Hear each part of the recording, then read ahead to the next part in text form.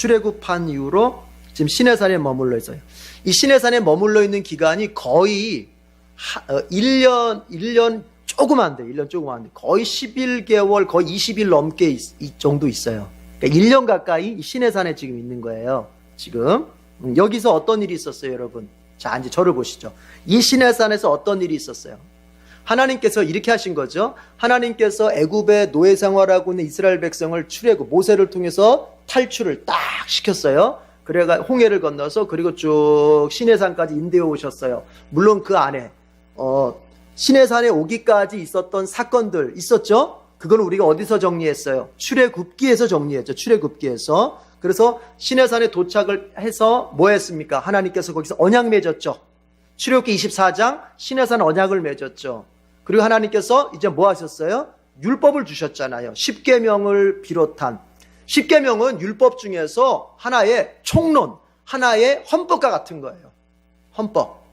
그러니까 이스라엘 율법을 요약해서 아주 크게 잡아놓은 게 십계명이고, 하나님께서 십계명만 주신 게 아니에요. 그 십계명에 하위법들이 있어요. 이제 그렇죠? 예. 예를 들어서 내 부모를 공경하라 했으면은 이제 내 부모를 공경하는 게 뭔지가 구체적으로 나와요. 예를 들어 자식이 부모 말씀 안 듣고 부모한테 대들면 어떻게 하라? 돌로 쳐 죽여라. 이런 것들은 십계명의 실천적인 구체적인 하위법이란 말이에요. 자, 그런 율법을 다 주셨어요. 그리고 하나님께서 또 뭐를 만들어라? 성막을 만들어라. 내가 너희 가운데 거주할 테니까, 내가 너희와 함께 할 테니까 너희는 내가 머물 수 있도록 뭘 만들어라? 성막을 만들어라 해서 하나님께서 성막의 설계도를 먼저 주시고, 실제로 이스라엘 백성들이 그 설계도를 따라서 그대로 지었죠. 그래서 이 시내산에서 어떤 걸 했냐면, 크게 잡으면은 언약 맺었죠. 율법 받았죠. 성막 만들었죠. 지금 그렇게 돼 있어요. 그리고 나서 지금 민수기 우리가 지금 진행하고 있는 거예요. 그러니까 민수기는 시내산을 떠나기 전까지 출애굽기에 지금 뭐예요? 계속인 거예요. 출애굽기에서 계속 이어져 지나가는 거예요. 이게 어디까지 가냐면은 민수기 10장까지 가요. 드디어 민수기 10장에서 드디어 이스라엘 백성들이 이제 떠납니다. 어디로? 가나안으로 떠납니다. 그러니까 민수기 9장까지는 뭐예요? 출애굽기에 계속 연속이다. 이해가 됐습니까? 예, 그래서 지금 우리가 지도를 한번 확인하는 거예요. 아직도 어디에 있다? 시내산에 있다. 예. 그러니까 8장입니다. 민수기 8장이니까 아직 시내산에서 이루어지는 사건이라고 볼 수 있어요. 특별히 8장 같은 경우도 지난번 7장 했을 때, 이게 2주 전에 우리가 7장을 해가지고 기도회 때문에 7장을 할 때 제가 이런 얘기를 했습니다. 여러분, 7장을 할 때 이 민수기 7장이 성경의 장수로 보자면은 1장, 2장, 3장, 4장, 5장, 6장 다음에 7장이지만 사실은 이게 시간적으로 보자면은 이게 되게 앞선 사건이라고 그랬어요. 앞선 사건. 예. 그러니까 이스라엘 백성들이 성막을 완성했죠. 성막을 이제 완공을 했어요.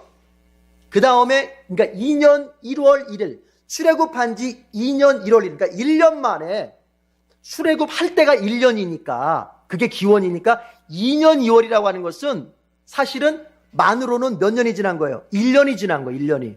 그러니까 출애굽해서 만 1년 만에 성막을 딱 지어놓고 이 성막을 이제 어떻게 합니까? 봉헌을 합니다. 봉헌식을 한단 말이에요. 성막 봉헌할 때. 그 봉헌할 때에 민수기 7장의 사건이 그때 일어난 사건이다. 예. 그리고 8장은 뭐냐? 이거는 레위인 위임식, 제사장들 위임식, 그 다음에 레위인에 관련된 위임식이 그때 비슷한 시기에 있었을 텐데 그때 일어난 사건이다. 자, 무슨 얘기냐면 성경은 반드시 시간의 순서별로만 말하지 않는다. 필요하다면 성경은 시간 순서를 무시하고 주제별로 묶는다. 주제별로. 아시겠습니까? 예.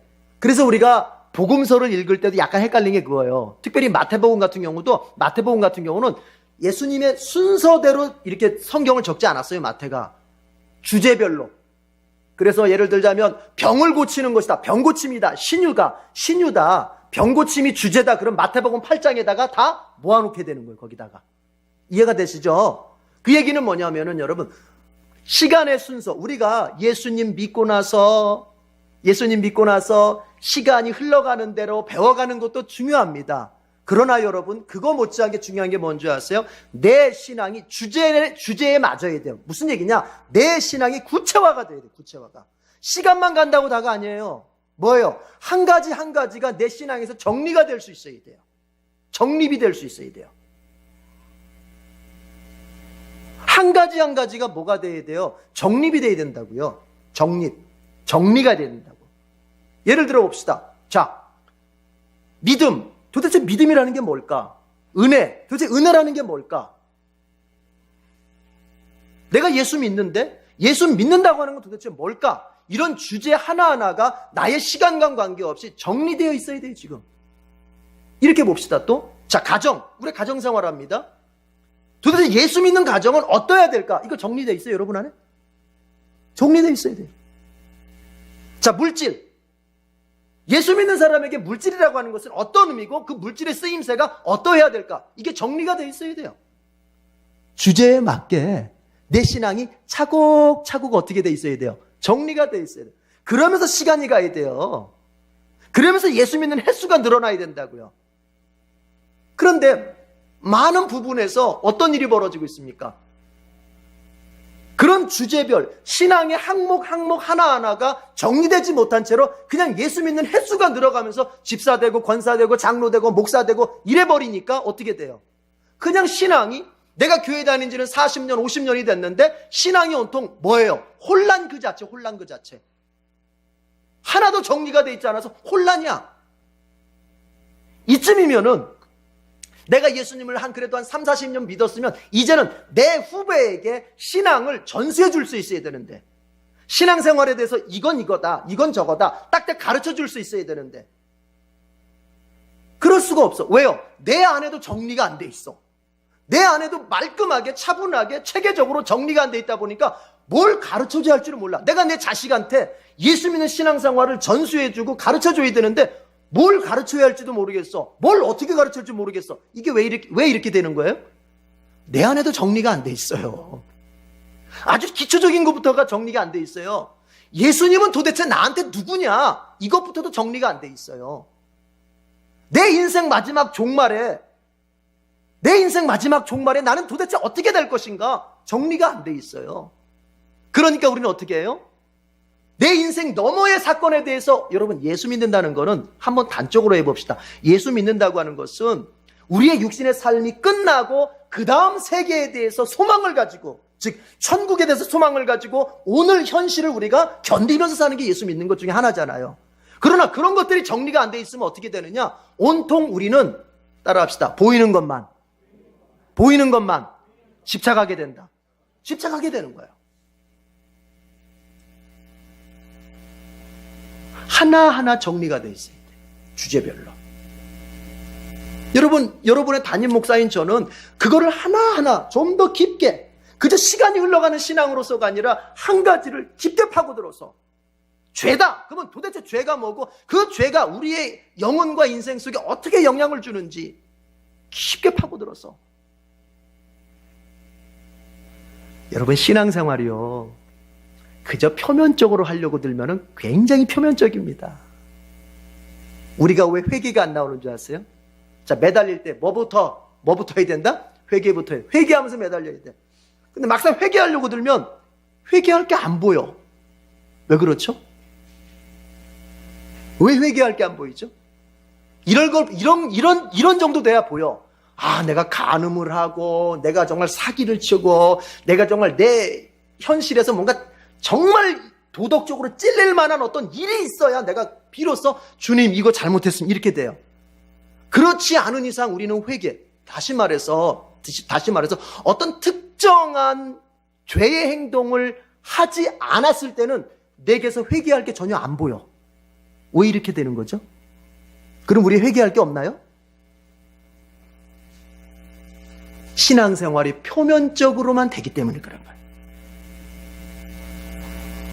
신앙생활의 표면, 거저 내 행위, 겉으로 드러나는 몇 가지 행동들이 신앙의 전부라고 생각해요.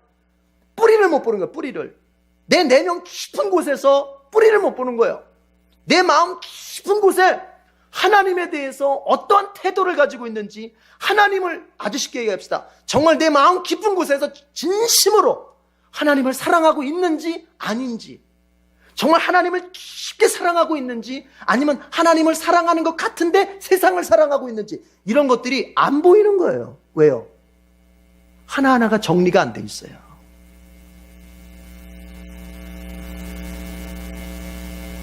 그래서 목사들이 공부하는 신학이라고 하는 게 여러분 참 그게 두 가지로 돼 있어요. 어떻게 보면 크게 보면 뭐냐? 성서신학.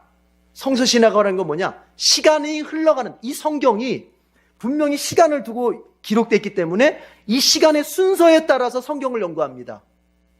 왜냐하면 하나님께서 성경을 통해서 우리에게 계시를 주실 때 한 번에 완성된 계시를 주셨어요? 아니면 시간이 점점 흘러가면서 점진적인 계시를 주셨어요?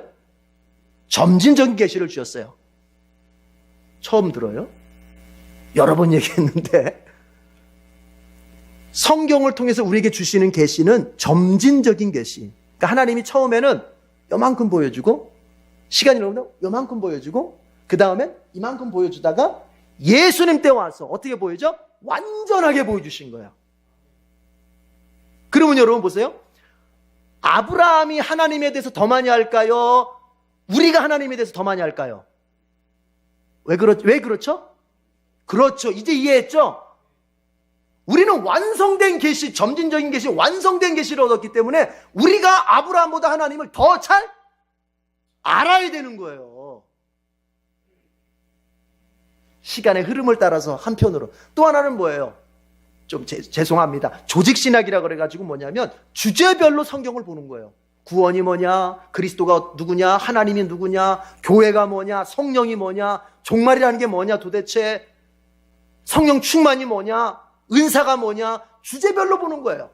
이 두 가지가 목회자가 성경을 연구할 때 이 두 가지를 같이 가는 거예요. 설교 한 편을 연구하려면 이 두 가지를 같이 가야 돼요. 시간의 흐름에 따라서 연구를 해야 되고, 그 다음에 주제별로, 주제의 관점에서 연구를 해야 돼.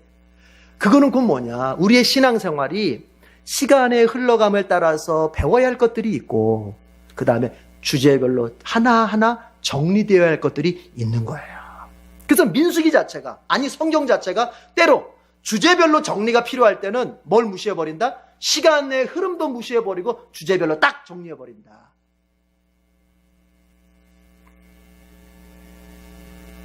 그래서 우리는 잘 균형 잡아야 돼요. 나보다 예수님 먼저 믿은 사람, 나보다 교회 먼저 다닌 사람에 대한 뭐가 있어야 돼요? 존중함이 있어야 돼요. 왜? 그가 여태까지 교회를 다니면서 신앙의 연륜을 쌓아왔던 그거 무시하면 안 되는 거예요. 존중을 해야 되는 거예요. 그런가 하면 또 뭐예요? 교회 먼저 다닌 사람들, 교회 오래 다닌 사람들은 여러분 교만에 빠지면 안 돼요. 뭐예요? 내가 주제별로 정리가 잘 되어 있는지 점검해 봐야 돼요. 저 사람 나보다 교회 늦게 다녔지만 더 열심히 성경 연구하고 더 열심히 기도하고 더 열심히 신학 공부해가지고 나보다 교회 늦게 다녔지만 신앙이 나보다 더 정리가 잘 돼 있을 수 있는 거예요. 제 얘기 이해가 되십니까? 그래서 우리는 이 두 가지의 잘 균형 잡아야 돼요. 나보다 더 오래 교회 생활한 사람 존중해줘야 돼요. 반면 우리는 나보다 교회 덜 다녔지만 나보다 신앙이 정리가 잘 돼 있는 사람에 대해서 배울 수 있는 겸손함이 있어야 돼요. 이 두 가지가. 자, 8장도 마찬가지다. 자, 8장 봅시다. 2절 지도 표시하겠습니다. 나침반 표시하겠습니다. 2절 나침반 표시.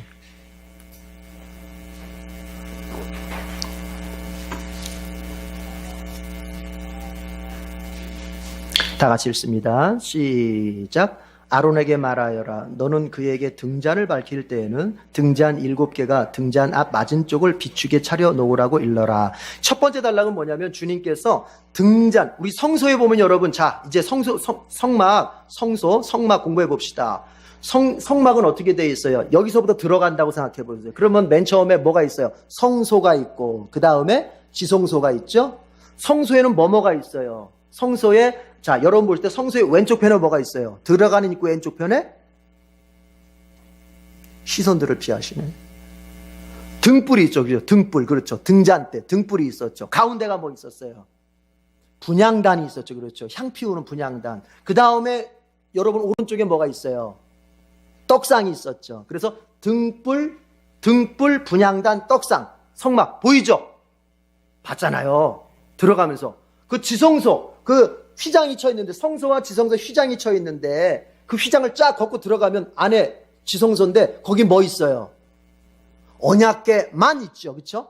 언약궤만. 그러니까 지금 이거는 8장의 지금 2절은 뭐냐면 성소에 있는 그 등잔불 말하는 거예요. 등불 말하는 거예요. 등불. 이해가 됐습니까? 좌측편에 있는 등불. 근데 그걸 어떻게 하냐? 그거 불을 켜놓으라는 겁니다. 불을 켜놓으라. 그리고 불을 킬 때 그 불이 앞을 잘 비출 수 있도록 켜라. 지금 그 말씀을 하나님께서 하시는 거예요. 여러분 성막은 이게 빛이 통과할 수 없는 완전히 그 두꺼운 천들로 이렇게 가려놨기 때문에 안이 굉장히 어두워요. 그럼 제사장이 들어가서 제사의 일을 해야 할 때 어렵잖아요. 그러니까 하나님께서 그 안에다가 등불을 켜놓게 하시는 거예요. 등불을. 그때에 제사장한테 하는 말이에요. 그 등불을 밝힐 때 앞 맞은 쪽을 잘 비치게끔 차려놔라. 그 말씀하시는 거예요. 그러니까 삐딱하게 놓지 말고 잘 정면을 잘 비출 수 있도록. 여러분 등불의 앞 맞은 쪽에 뭐가 있어요? 다시 여기에 등불이 있고 분향단이 있고 앞 맞은 쪽에 떡상 따라해봅시다. 떡상. 유식하게 말하면은 진설병상. 제가 진설병상을 몰라서가 아니라 그 기니까 떡상. 그러면 맞은 쪽을 비추면 주로 떡상을 많이 비치게 되는 거예요. 여러분 떡상은 말 그대로 떡상에 뭐가 있어요? 떡이 있어요. 그렇죠? 이스라엘의 12지파를 상징해서 좌측에 떡 6개, 우측에 떡 6개. 사실은 빵이라고 표현하는 게 더 맞을 텐데 6개, 12개의 빵이 놓여 있는데 거기를 쫙 비추는 거예요. 좀 더. 여러분, 예수님은 요한복음에서 자기를 뭐라 그랬어요? 나는 생명의 떡이다. 나는 생명의 빵이다. 등잔불이 지금 누굴 비추고 있어요? 떡을 비추죠. 바로 예수님. 여러분 우리의 삶이 세상 속에서 예수님을 드러낼 수 있어야 되는 거예요. 우리의 착함과 우리의 선함과 우리의 언어와 우리의 행동과 나의 물질의 사용과 나의 시간의 사용 이런 나의 모든 내 삶을 구성하고 있는 항목 하나가 그것이 빛으로 작용할 때 뭘 드러낼 수 있어야 하느냐. 그게 중요한 거예요. 드러내는 자체가 중요한 게 아니라 뭘 드러낼 거냐예요. 내가 착하게 살아서 뭘 드러낼 거예요. 내가 착하게 살아가지고 주변 사람들한테 아무개씨 정말 사람 좋아. 아무개씨 정말 착해. 이거 아니에요. 우리의 착함을 통해서 누가 드러나야 돼요? 생명의 떡이신 예수 그리스도가 드러나야 되는 거예요. 나의 삶이 예수 그리스도를 비춰서 세상 사람들이 그 예수 그리스도를 볼 수 있게끔 만들어줘야 돼요. 여러분 잊지 마세요. 우리는 우리를 드러내기 위해서 삶을 사는 사람들이 아닙니다. 우리는 우리의 어떤 것을 성취하기 위해서 그것을 목적으로 해서 사는 사람들이 아닙니다. 그런 의미에서 비전, 젊은 사람들이 비전, 꿈, 이거 조심할 단어입니다. 신앙의 목표는 꿈을 이루는 데 있지 않다. 신앙의 목표는 비전을 이루는 데 있지 않다. 신앙의 목표는 그리스도를 밝게 비추는 데 있다. 내가 그 꿈을 이루고 내가 그 비전을 성취하는 것도 하나의 수단일 뿐이지, 방법일 뿐이지, 무엇을 위한? 그리스도를 세상 가운데 노출시키고 그리스도를 세상 가운데 더 퍼뜨리기 위한 방법일 뿐이지, 내가 꿈을 이루고 내 꿈을 만들어가, 이게 우리의 신앙의 목적일 수는 없다. 네가 등불이 빛을 비칠 때 반드시 어느 쪽을 비춰야 된다? 떡상을 비춰야 된다. 생명의 떡이신 그리스도를 비춰야 된다. 저와 여러분의 삶이 그리스도를 밝게 세상 가운데, 세상 너무 넓습니다. 여러분의 가정과 여러분의 일터 속에서 우리의 삶을 통해서 그리스도가 밝게 드러날 수 있기를 축복합니다. 6절 나침반 표시하겠습니다.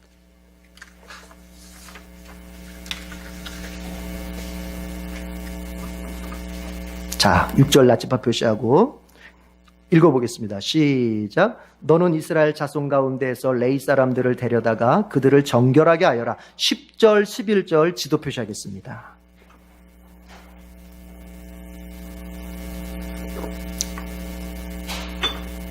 10절 11절 지도 표시하고 읽어보겠습니다. 시작. 내가 레위 사람을 주 앞에 세우면 이스라엘 자손이 레위 사람에게 그들의 손을 얹을 것이다. 그러면 아론이 이스라엘 자손을 위하여 레위 사람을 흔들어 바치는 제물로 주 앞에 바쳐야 한다. 이렇게 한 다음에야 레위 사람이 주를 섬기는 일을 맡아 할 수 있다.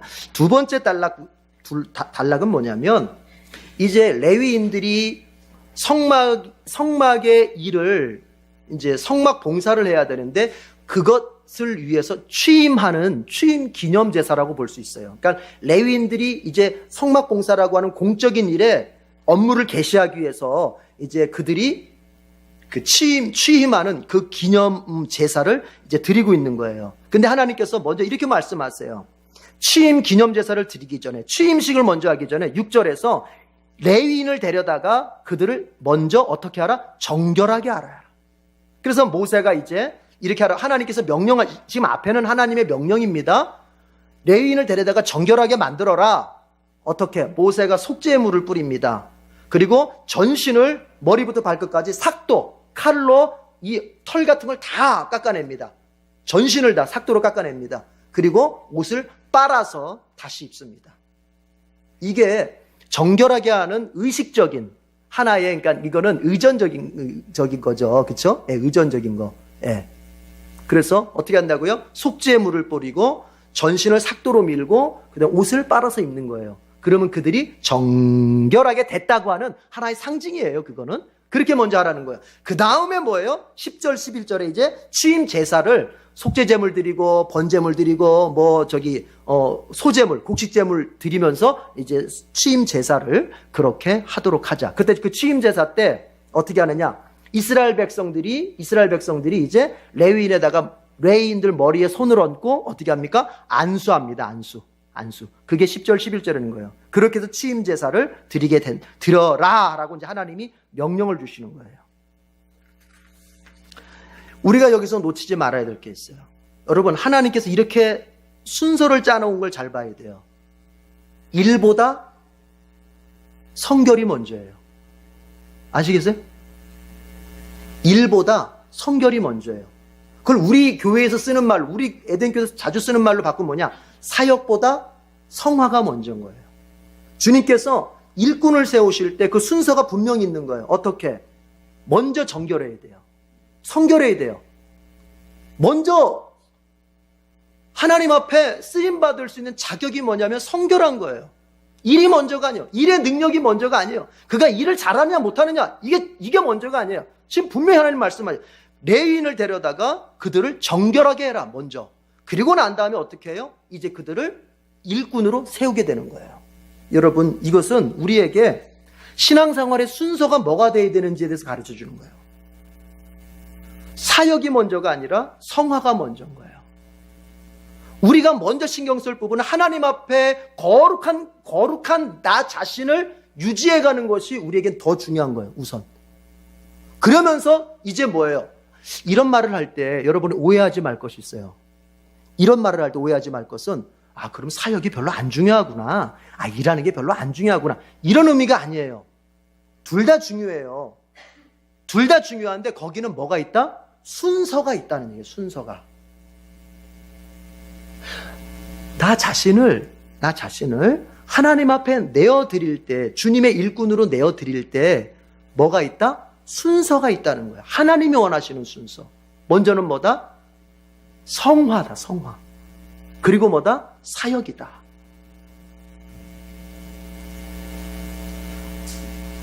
성화라고 해서 내가 하루아침에 그냥 죄도 하나 짓지 않는 거룩한 천사로 바뀌어 있어라는 말이 아니라 우리가 신경을 써야 할 게, 놓치지 말아야 할 게 뭐냐? 내가 하나님의 일꾼으로 쓰임받더라도 항상 나의 1순위는 뭐냐? 하나님 앞에서 거룩한 사람이 되기 위한 몸부림이 있어야 된다. 그리고 그러면서 뭐다? 우리에게 필요한 사역에 대한 기술을 배우고 사역에 대한 능력을 갖추고 그 사역에 우리가 헌신하는 것이다. 이렇게 가야 된다는 거예요. 주님께서 그렇게 말씀하시고 잊으면 안 돼요.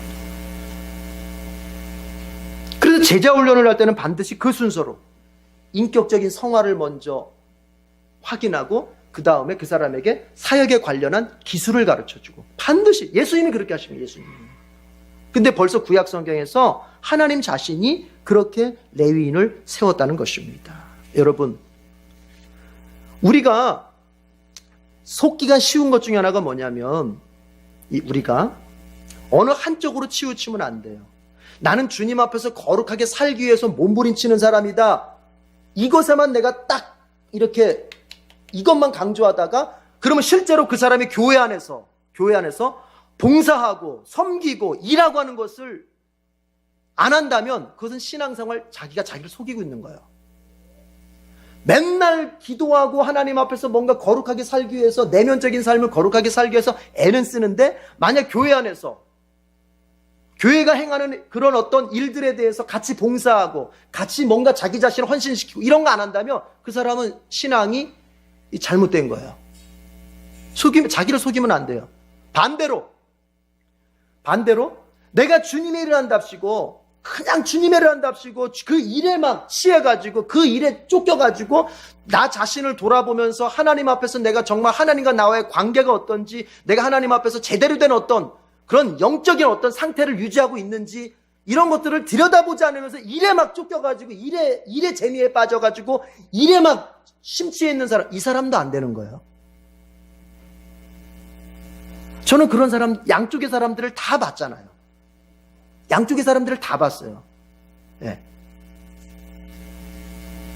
주로 이 내면적인 거, 뭔가 하나님 앞에서 성화적인 삶, 이걸 강조하는 사람들이 장로교에 많이 모여있고, 그저 사역, 일, 선교 이쪽에 있는 사람들이 주로 순복음에 많이 모이고, 극단적으로 보자면 반드시 그렇다는 건 아닌데, 예를 들자면 그럼 뭐냐, 이 둘 다가 하나님이 원하시는 형태가 아닌 거예요. 그거는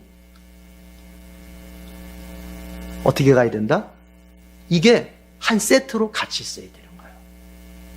그래서 여러분은 부단히 자기 자신을 살펴야 돼요.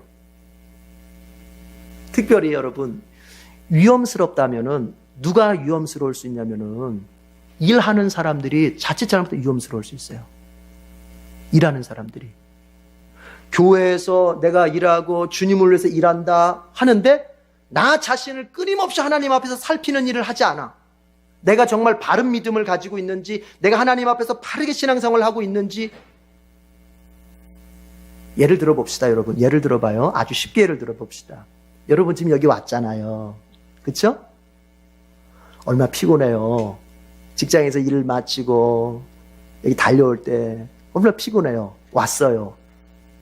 그런데 여기 온 건 훌륭한데, 여기 온 것, 이것 자체를 너무 크게 보는 가운데서 내가 여기에 왔으니까 내 신앙에 다 됐다. 내 신앙이 아주 더 이상 내 신앙에 대해서 탓할 게 없다. 이렇게 보면 돼요, 안 돼요?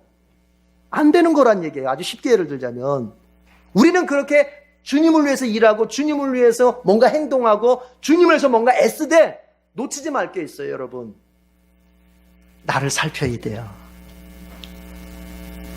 이렇게 물어봅시다. 여러분, 여기 왜 왔어요, 오늘? 여러분이 여기 온 거는 일을 하는 거, 1차원이에요, 1차원. 쉽게 얘기하자면. 여러분의 행동에서 여기 있는 거는 지금 1차원이라고요. 하나님의 일을 하는 거예요, 지금. 그런데 이제 나 자신을 살펴요. 내 내면을 좀 살펴요. 물어보는 거예요. 제가 살피라고 질문을 제가 도와주는 거예요. 내가 여기 왜 왔어요?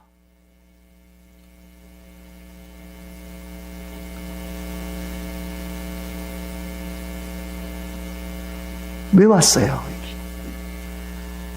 목사한테 눈도장 찍으려고 왔어요? 여러분이 그렇다는 얘기가, 질문을 제가 도와주는 거예요. 내가 여기 왜 왔는가? 이것이 자기를 살피고. 왜냐하면 여러분, 우리 자신이 경험을 했습니다. 뭔가 교회 안에서 일을 열심히 하는데 나중에 보면 믿음이 하나도 없어. 뭔가 주님을 위해서 산다고 살았는데 나중에 보면은 넘어져 있어. 뭔가 주를 위해서 다 바치고 것 같은데 나중에 보면은 전혀 하나님과 관계없는 삶을 그가 살았어. 이거 어떻게 보상할 거예요?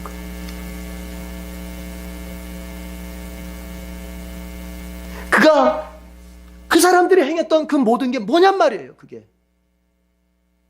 그건 하나님하고 관계가 없는 거예요. 그럼 왜 그런 일이 벌어져요? 내가 일하는 게 문제가 아니라니까요. 봉사하는 게 먼저가 아니라니까요. 내가 어떤 행동을 하는 게 먼저가 아니에요. 지금 내 마음의 방향이, 내 지금 믿음의 방향이 지금 어디로 향하고 있냔 말이에요. 내 명예예요? 나 잘났다는 거 보여줘야 되는 거예요? 다른 사람들한테 인기를 얻기 위해서 이러는 거예요? 교회 안에서라면 내가 좀 더 높은 직분을 얻기 위해서 그랬던 거예요? 그게 바로 정결의 문제예요. 몸의 깨끗함이 아니라 마음의 깨끗함, 외적인 깨끗함이 아니라 내면의 믿음의 깨끗함. 신약시대는 바로 그거 아닙니까? 그거를 살펴봐야 된다는 거예요. 주님 앞에서 정결하지 않은 행위, 주님 앞에서 정결하지 않은 봉사, 주님 앞에서 정결하지 않은 섬김은 주님과 관계없는 거예요. 그가 헌금을 얼마나 했든지, 그가 교회에서 얼마나 큰 봉사를 했든지, 그의 마음이 하나님 앞에서 받을 만한 정결함이 없는 봉사라면, 사역이라면 그건 주님과 관계없는 거예요. 그러니까 주님께서 그걸 아시기 때문에 뭐부터 해라? 성화부터 다뤄라. 여러분, 성화의 핵심 뭡니까? 내 주도권을 주님 앞에 넘기는 거예요. 나의 주인됨의 권한을 주님 앞에 넘기는 거예요. 내 주권을 주님 앞에 넘기지 않은 상태에서 봉사하고, 내 주권을 주님 앞에 다 양도하지 않은 상태에서 뭔가 주님을 위해서 일한다라고 할 때 그 일함은 반드시 뭐냐? 나중에는 본전 생각이 나게 돼요. 내가 이렇게 했는데, 내가 주님을 이렇게 했는데 왜 주님 나한테 이렇게 복을 안 주십니까? 내가 교회를 이렇게 했는데 왜 교인들이 나를 안 알아줍니까? 내가 이렇게 했는데 왜 목사님 나에게 칭찬을 안 해주십니까? 이게 뭐예요? 정결하지 않게 봉사하는 거예요. 이거를 어떻게 해보라? 잘 살펴보는 거예요. 늘 살펴보는 거예요. 그래서 주님은 순서를 잡으시는 겁니다. 먼저 성결해야 된다. 그리고 일해야 된다. 순서를 아시겠습니까? 그러면 견고한 거예요. 그러면 그 사람은 넘어지지 않아요. 여러분, 그렇게 했던 사람이 누굽니까? 대표적인 인물이 바로 우리가 신약 성경을 통해서 보는 사도 바울입니다. 사도 바울. 그는 주님을 위해서 목숨을 내놓고 일했습니다.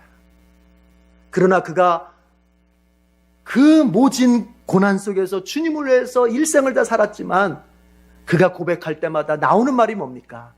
나 된 것은 하나님의 은혜다. 이거는 여러분 쇼하는 게 아니에요. 우리가 쇼할 장소가 따로 있죠. 지금 곧 있으면은 이 목 잘려서 죽을 자리 앞에서 쇼할 수 있어요? 그럴 수 없어요. 나 된 것은 하나님의 은혜다. 이게 어디서 나올 수 있느냐? 늘 자기 자신을 살펴보는 거예요. 늘 하나님 앞에서 자기의 영성과 자기의 믿음의 방향, 믿음과 내가 지금 열심히 뭔가 주를 위해서 일을 하고 있는데 이 일의 방향이 지금 어디로 가고 있는 건지, 나를 위한 건지, 정말 주님을 위한 건지, 나를 위한 건지, 정말 교회를 위한 건지 늘 살펴보는 사람이기 때문에, 남들이 나보고 대사도라고 말하고 정말 주님을 위해서 죽을 각오로 일했던 사람이라고 말하지만, 이제 바울은 고백하는 거예요. 깨닫고서 고백하는 거예요. 아니다. 나 된 것은 다 주님의 은혜다. 하나님께서 레위인들을 데려다가 먼저 정결하게 해라. 그리고 그들을 이제 일꾼으로 세워라.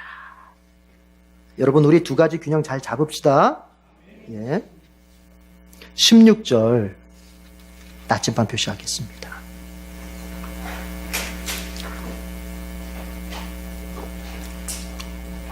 16일 나침반 표시하고 읽겠습니다. 시작. 이스라엘 자손 가운데서 레위 사람은 온전히 나에게 바쳐진 사람이다. 모태를 처음 열고 나온 모든 맞이 대신에 이스라엘 자손 가운데서 그들을 나의 것으로 삼았다. 19절 망원경 표시하고 읽어보겠습니다. 19절 망원경 표시하고 읽습니다.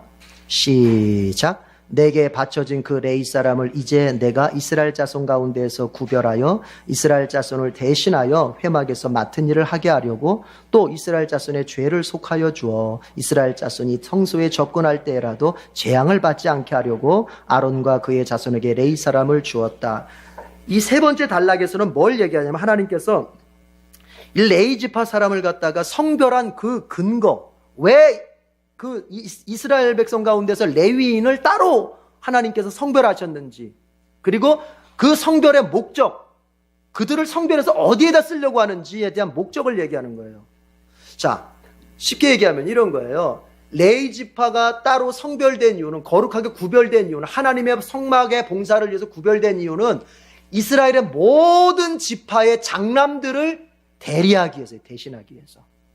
그러니까 원래는 어떻게 해야 되냐면은 이 사건은 우리 출애굽기의 6월절 사건까지 간단 말이에요. 13장이, 출애굽기 13장에 보면 이스라엘 백성들이 출애굽하기 전날 어떤 일이 벌어져요? 죽음의 천사가 그 애굽 땅에 찾아와서 양의 피가 발려져 있는 이스라엘 백성의 장자들은 안 죽이고 양의 피가 발려져 있지 않는 애굽의 장자들은 다 죽이잖아요. 그래서 애굽의 모든 장자들이 다 죽을 때 이스라엘 백성의 장자들은 어떻게 다 살아남잖아요. 사람에서부터 동물에 이르기까지. 그러면서 하나님이 거기서 딱 선포하시지 않습니까? 자, 지금 살아난 이 장남들은 다 내 것이다, 이렇게 말씀하시는 거예요.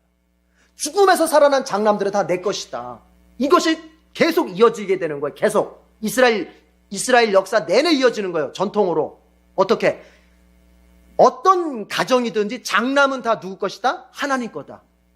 동물의 맏배, 동물의 첫 새끼도 무조건 다 누구 것이다? 하나님 것이다. 열매의 첫 열매도 다 누구 것이다? 하나님 것이다. 첫이라고 하는 것은, 퍼스트라고 하는 것은 뭐냐? 여러분, 순서상 퍼스트, 순서상 첫 번째만을 의미하는 것이 아니라 가장 근원적이고 가장 좋은 것이고 가장 우월함을 표시하는 거예요. 그러니까 내가 가지고 있는 가장 좋은 것이 누구 것이 될 수 있어야 돼요? 하나님 것이 될 수 있어야 되는 거예요. 우리가 하나님 앞에 드릴 때 쓰고 남은 것을 드리는 것이 아니라 쓰기 전에 하나님 것을 따로 구분해서 드려야 될 이유가 여기에 있는 거예요. 하나님은 우리의 찌끄러기를 받으시는 분이 아니라 하나님은 우리의 가장 좋은 것을 우리로부터 받기를 원하시는 거예요. 왜냐? 하나님은 그럴 만한 자격이 있으신 분이다. 그걸 믿는 사람이 예수 믿는 사람이에요. 여러분, 예수 믿는다고 하면서 하나님이 나로부터 좋은 것을 받을 수 있는 자격이 있다고 믿지 않으면 죄송합니다. 그 사람 예수 믿는 사람 아닙니다. 예수 영접한 사람 아닙니다. 예수 영접할 때 성령이 내 안에서 주시는 중생의 마음은 어떤 마음이냐? 하나님이 나의 창조주요, 하나님이 나의 구속주이시다. 하나님이 나의 주인이시요, 그분이 나를 죄에서 구원하신 분이요, 그래서 그분은 나로부터 가장 좋은 것들을 받으셔야 마땅하다. 다윗은 고백했습니다. 시편에서 하나님께 예배 드릴 때 하나님께 합당하도록 예배 드려라. 뭐예요? 하나님이 받으실 만하게 예배 드려라. 왜냐? 하나님은 우리로부터 가장 좋은 것을 받으셔야 하기 때문에 그런 거예요. 여러분, 우리의 드림을 한번 생각해 봐요. 물질의 드림, 시간의 드림, 내지는 내 삶에서 드림에 대해서 생각해 봐요. 우리는 하나님 앞에 가장 첫 번째 것을 드리고 있는지, 나의 마음의 왕좌 위에 하나님께서 첫 번째로 앉아 계시는지 생각해 봐야죠. 그거 얘기해요. 장자는 다 내 것이다. 그런데 그렇게 하지 말고 이제 그것을 레위 사람이 대신하라는 얘기예요. 레위 사람들이 그 장자들을 대신해서 내 성막의 일을 하게 하라, 이렇게 하나님이 말씀하신 거예요. 그런데 레위 지파는 이스라엘의 장자들을 대신해서 하나님의 성막에서 일을 하게 되는 것입니다. 이것을 가리켜서 우리가 성경에 또 다른 용어를 쓴다면은 대속이라고 하는 거예요. 대속. 여러분, 대속이라고 하는 건 뭐냐? 자, 쉽게 얘기하면 이런 거예요. 대속이라는 건 뭐냐? A라는 사람이 B가 짊어져야 할 책임을 대신 짊어져 주는 게 대속이에요. 이해가 됐습니까? 원래는 B가 짊어져야 될 책임이에요. B가 짊어져야 될 의무예요. 그런데 그걸 누가 대신 져줬어? A가 대신 져준 거예요. 이게 대속이에요. 그런데 그 대속에는 반드시 뭐가 필요하냐? 대속물이 필요한 겁니다. 대속물. 대속물이 필요한 거예요. 대신 쉽게 말하면 대신 져줄 수 있는 뭔가가 하여튼 있어야 돼. 대신 져줄 수 있는 그 대상이 있어야 돼요. 그러니까 이스라엘의 장자들의 대속물은 누구예요? 레위지파예요. 레위지파. 레위지파가 이스라엘 장자들이 짊어져야 할 책임을 대신 져줬잖아요. 그렇죠? 그러니까 이스라엘 장자들의 대속물은 누구예요? 레위지파. 우리의 대속물은 누구예요? 예수 그리스도. 왜 예수 그리스도 우리의 대속물이에요? 이제 이해할 수 있죠. 우리가 져야 할 죄의 책임을, 우리가 져야 할 죄의 형벌의 의무를 누가 대신 져줬어요? 예수님이 대신 져주시는 거예요. 이게 구속이고 이게 대속이고 이게 십자가 사건이고. 그래서 더 이상 우리에게는 뭐가 없어요? 신학적인 용어로 죄책이 없다. 죄에 대한 책임이 없다. 누가 져줬기 때문에? 예수님이 져줬기 때문에. 예수님. 그래서 성경에서 바울이 고린도전서 뭐라고 말합니까? 그리스도는 우리의 속죄제물. 로마서에서 뭐라고 말합니까? 하나님께서 예수 그리스도를 우리와 똑같이 육신이 있는 모양으로 이 세상에 보내셔서 그에게 우리의 죄를 짊어지게 했다는 거 아닙니까? 뭘 삼아서? 속죄제물 삼아서. 그때 속죄제물이 바로 대속물을 의미하는 거예요. 우리의 죄의 문제가 어떻게 해결됐는지 아시겠죠? 대속을 통해서 해결되는 겁니다.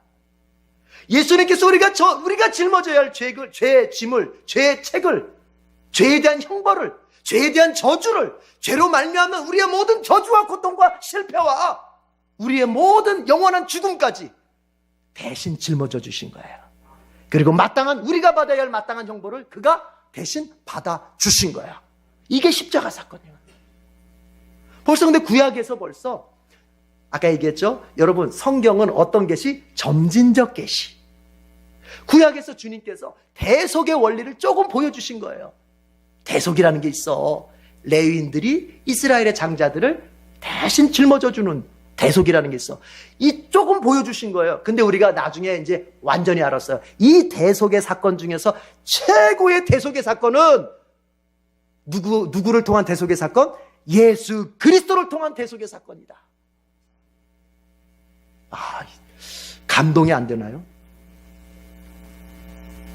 그렇죠. 최고의 대속. 하나님이신 그분이 이 땅에 내려와서 죄를 짊어지시고 내 대신 죽어주시는 최고의 대속. 바울은 그거를 늘 생각할수록 다른 건 내게 필요 없다. 오직 예수. 이렇게 나오는 거예요. 내가 어떤 은혜를 받았는지를 알면 오직 예수가 나오게 되는 거예요. 오늘 어떤 제가 성도와 상담을 했는데 그 성도가 고백하는 게 뭐예요? 목사님, 정말 내가 예수님을 믿고 있는 것이 가장 큰 특권이라는 것을 성령님이 깨닫게 해주셨습니다.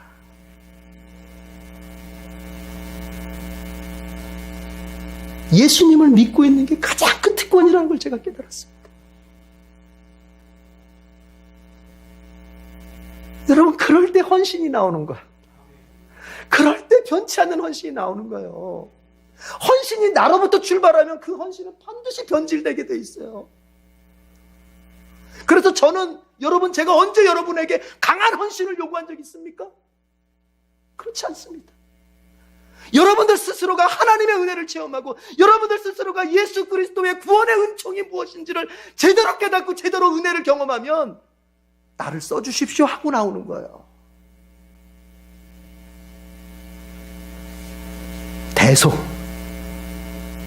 그거를 보여주고 있습니다. 그리스도께서 여러분의 대속의 제물입니다. 22절 나침반 표시하겠습니다.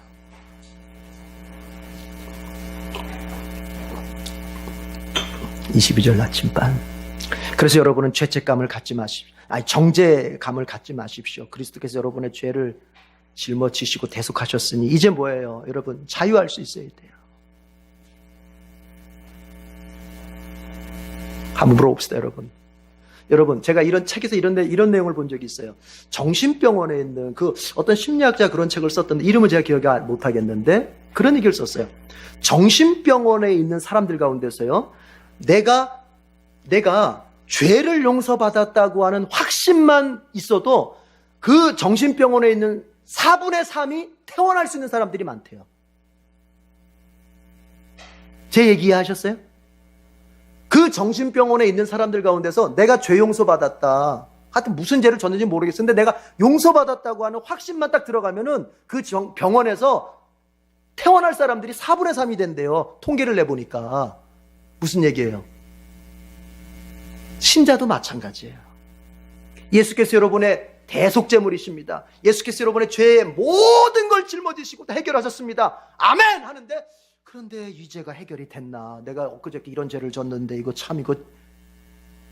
여러분이 눌리고 있는 그 죄의 문제가, 여러분이 눌리고 있는 그 죄의 정죄가 이 설교를 들으면서 해결이 돼야 되는데, 예수님이 대신 대속을 해준 건 해준 거고, 내가 지금 정죄받고 있고 찔리고 있고 내가 지금 눌려있는 이 죄는 다른 죄야, 이러면 여러분은 지금 믿음이 없는 거예요. 무슨 얘기인지 아시겠어요?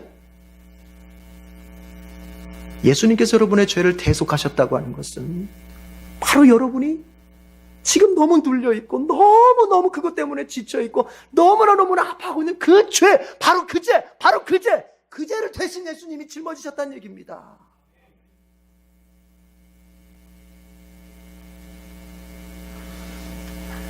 (22절) 다 같이 읽어요. 시작. 그렇게 하고 나서 비로소 레위 사람은 아론과 그의 아들들이 보는 데에 나서서 그들이 맡은 회막일을 할 수 있었다. 주님께서 모세를 시켜 레위 사람에게 해주라고 지시하신 그대로 그들에게 다 해주었다. 여러분, 여기 중요한 말이 있어요. 자, 어디 보냐면 맨 끝에 보니까 주님께서 모세를 시켜 레위 사람에게 해주라고 지시하신, 따라해 보세요. 지시하신 그대로. 여러분, 신앙생활이라고 하는 것의 형태를 보세요. 자, 저를 보십시오. 신앙생활이라고 하는 것은 이런 패턴 속에서 이루어지는 거예요. 뭐냐? 하나님이 명령하십니다. 하나님의 명령을 우리가 먼저 들어요. 그리고 그 들은 명령을 어떻게 해요? 순종하는. 이게 신앙생활이에요. 아주 신앙생활을 단순하게 표현하면 하나님이 명령하시고 그걸 우리가 듣고 그대로 순종하는 게 이게 신앙생활이에요. 맞습니까? 자, 앞에서 제가 이런 얘기 했어요. 민수기 8장의 앞부분은 여러분 5절에서부터 쭉 보면요. 15절까지. 그래요. 15절까지만 봅시다. 15절까지만 봐도 뭐냐면은, 이건 뭐냐면 하나님의 명령이에요. 레위 지파를 이렇게 세워라. 레위 지파를 이렇게 해서 정결하게 하고 이렇게 해서 일을 시키고, 이런 다 하나님의 명령이에요. 명령. 아직 실천된 게 아닙니다. 이해가 되셨죠? 예. 하나님의 명령이 지금 모세를 통해서 전달이 되고 있는 거예요. 그리고 나서 22절에 오는 거예요. 이 뜻이 그 뜻이에요. 주님께서 모세를 시켜서 그렇게 명령하신 그것을 갖다가 어떻게 했다? 지시하신 그대로 다 했다는 거예요. 신앙생활은 이런 겁니다. 하나님이 명령하시면 그것을 잘 듣고 그대로 하는 거예요. 그래서 신앙생활의 첫 번째는 뭐냐? 행동이 아니에요. 뭘 행하는 게 먼저가 아니에요. 우리의 열심으로 막 뭐가 해내는 게 먼저가 아니에요. 잘 들어야 돼요. 말씀을 잘 들어야 돼요. 제가 잘 들어야 된다고 그랬어요. 어떤 의미에서 잘 들어야 되느냐? 우리는 어떤 경향이 있냐면은, 말씀을 들을 때 있는 그대로 듣는 게 아니라 내가 뜯어 고쳐서 듣는 경향이 있어요. 내가 듣고 싶은 대로 요렇게 저렇게 막 이 말씀을 편집해가지고 듣는 경향이 있어요. 그래서 플라톤이 말한 것처럼, 철학가 플라톤이 말한 것처럼, 인간은 있는 그대로 듣는 것이 아니라 듣고 싶은 것을 듣는다. 그런 얘기를 하는 거예요. 그러니까 잘 듣는다는 건 뭐예요? 하나님이 말씀하신 그대로를 들어야 돼요. 목사가 얘기하고 있는 그대로를 들어야 돼요. 이럴 거다 저럴 거다, 지금 목사가 이렇게 저렇게 하겠지, 그렇게 편집하지 말고 어떻게 해요? 있는 그대로 들어요. 그냥 그게 잘 듣는 거예요. 그 다음에 어떻게 해요? 들은 그대로 순종하는 거예요. 들을 때만 우리가 편집하는 게 아니라 보면은 순종할 때도 편집을 해요. 주님이 성경에 있는 것처럼 지시하신 그대로 해야 되는데, 매달리면 주님이 붙잡아준다고 해서 매달려야 되는데 이걸 편집해. 오늘 성경을 보니까 뭐라고? 이게 참 중요한 말이에요. 지시하신 그대로. 이게 신앙생활입니다. 하나님이 누구를 책임져 주시겠습니까? 편집하는 사람은 하나님 책임져 주시지 않습니다. 편집해서 듣고 편집해서 순종하는 사람 하나님 책임져 주지 않아요. 뭐예요? 말씀하신 그대로 순종하는 사람을 주님께서 책임져 주시는 거예요. 잊으면 안 돼요. 여러분, 신앙생활 이렇게 하십시다. 주님의 말씀이 잘 들리기를 축복합니다. 들린 그것을 내가 순종해 봐야겠다. 순종해보고 싶다. 이런 마음으로 여러분의 마음이 잘 변화되길 바랍니다. 그럴 때 주님께서 따라합시다. 복을 부을 곳이 없도록 넘치게 하신다.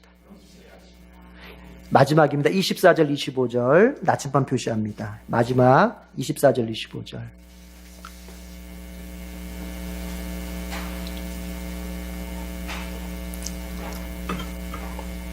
같이 읽죠. 시작. 레위 사람에게는 다음과 같은 법이 적용된다. 25살이 되는 남자는 회막에 들어와서 맡은 일을 하기 시작한다. 50살부터는 회막 일을 하지 않는다.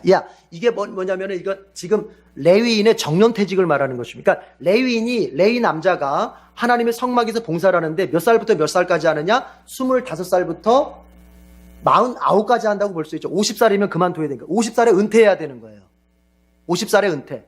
그러니까 25부터 49까지 성막에서 봉사를 해라는 거예요. 근데 민수기 4장을 보면은 레위 직무, 민수기 4장이 레위 직무잖아요. 거기 뭐라고 나왔어요? 30부터 50까지 하라고 돼 있어요. 그러면 민수기 4장에서는 30부터 50까지, 그러니까 50의 은퇴면 49까지라고 합시다. 30에서부터 49세까지 하라고 되는데 여긴 다시 지금 25세에서부터 시작하라고 말합니다. 그럼 이걸 어떻게 이해를 해야 되느냐?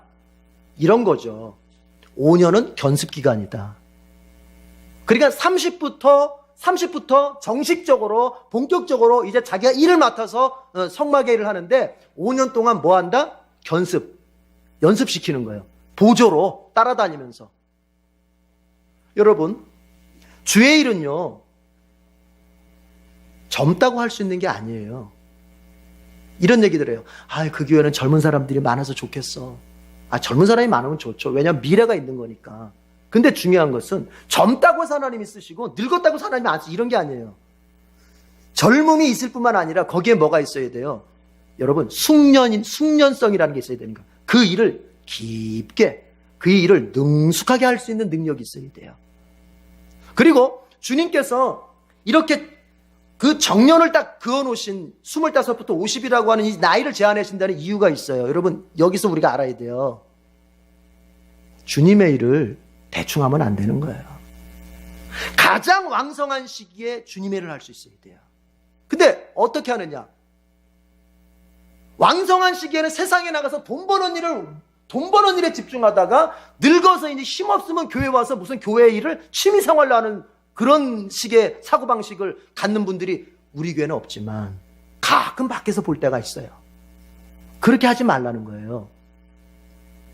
교회 일은, 주님의 일은 취미가 아닙니다. 그것은 나의 본업처럼 해야 되는 일인 거예요. 아시겠어요? 네, 지금 그 얘기예요. 잊지 마세요. 여러분, 아무리 하나님이 특별하게 선택한 레위인이지만 그들에게도 어떤 시간이 주어졌냐면은 하나님의 일을 그만두어야 할 시간이 주어진다는 걸 알아야 돼요. 레위인이 그렇죠. 50이 되면 그만둬야 돼요. 물론 보조적인 일을 뭐 조금 할 수는 있지만 자기가 전담해서 못하는 거예요.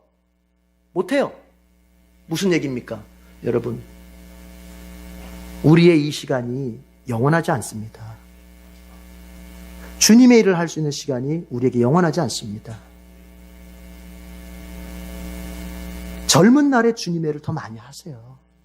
우리가 주님의 일을 하고 싶어도 할 수 없는 순간은 반드시 우리에게 찾아옵니다. 그때 가서는 의욕적으로 하려고 덤볐는데 주님이 됐다, 넌 여기서 끝. 이런 시간이 반드시 온다는 거예요. 어떤 사람은 지금 그거를 느끼고 있을지도 몰라요. 내가 주님을 하려고 들었는데 몸이 말을 안 들고 예전처럼 안 돼. 이게 그나마 주님께서 우리에게 주시는 기회, 여러분 최대한 주님 앞에 충성할 수 있길 바랍니다. 자, 이렇게 해서 레위인을 공식 업무에 취임시키는 그 내용을 살펴봤습니다. 기도하겠습니다.